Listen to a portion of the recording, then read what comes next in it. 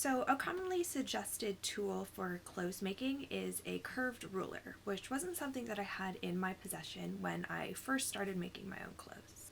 So anticipating that I would need a French curve or a hip curve at some point, I wanted to see if I could DIY my own set of rulers from homemade materials. So the plan was to make 2 rulers, but fast forward multiple days later and I have many more rulers than I had planned to make. And although I invested way more time into this project than I initially intended, I actually had a lot of fun doing it. This really reminded me of being little and kind of doing arts and crafts just with the things that I found around my house. So, in the spirit of scientific inquiry and just sort of wondering and being curious, I decided to make a video about this and frame it as if it was a scientific experiment. Scientific inquiry is a set of steps that, when followed, answers a particular question. It is controlled and deliberate, and if the steps are set up and followed correctly, you can be confident in the answer that you find.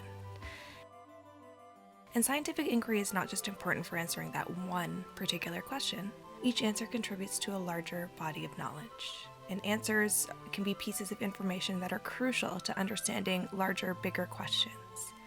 And so for me, the question that began all of this was, can I make my own curved rulers using common household materials? A quick internet search shows me written posts and videos from other people who have successfully made their own rulers. By completing a bit of background research, I was able to find templates and suggestions for the process and materials. So after we ask our question, we're going to make a hypothesis.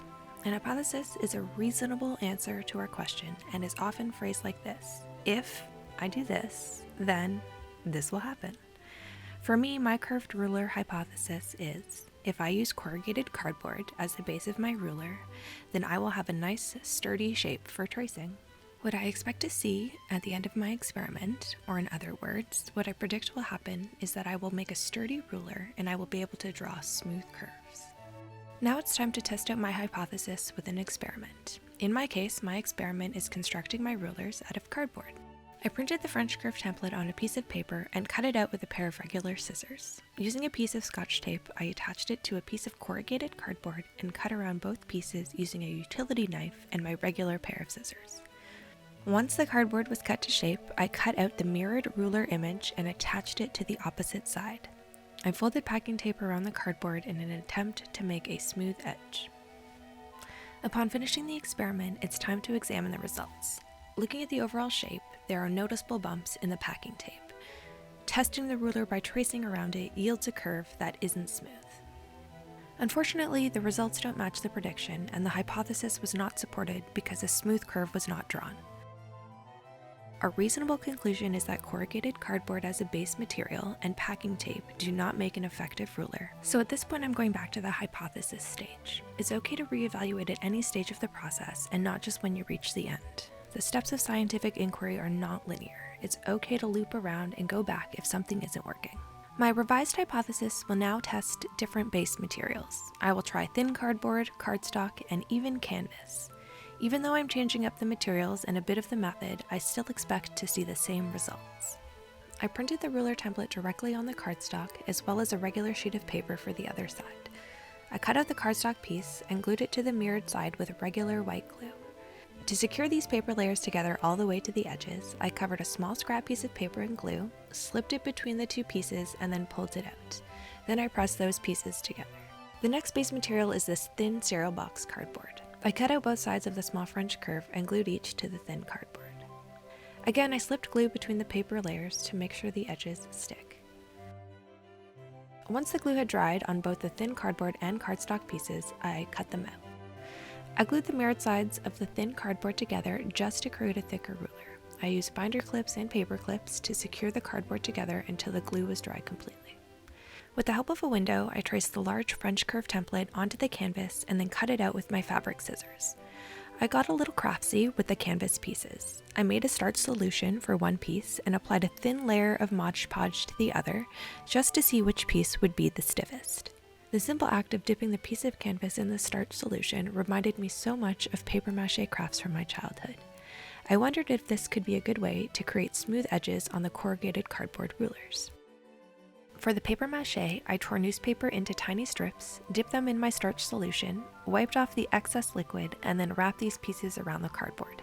This is actually a hip curve, which I made on the same day as my French curve, but just didn't show. I'm just trying to make a nice smooth edge by keeping the newspaper layers thin and placing the edges of the newspaper as close together as possible. I decided to try finishing the edges of the corrugated French cardboard curve with just masking tape to see if changing the tape alone was sufficient. When it comes to assessing how effective these rulers are, it's time to trace them. The cardstock ruler produces a relatively smooth curve, but because it's thin, it's hard to keep the writing instrument along the edge without it running over the ruler. It's not possible to quickly trace around this ruler. You have to take your time, moving your hand that's holding the ruler alongside your writing hand to keep the ruler flat.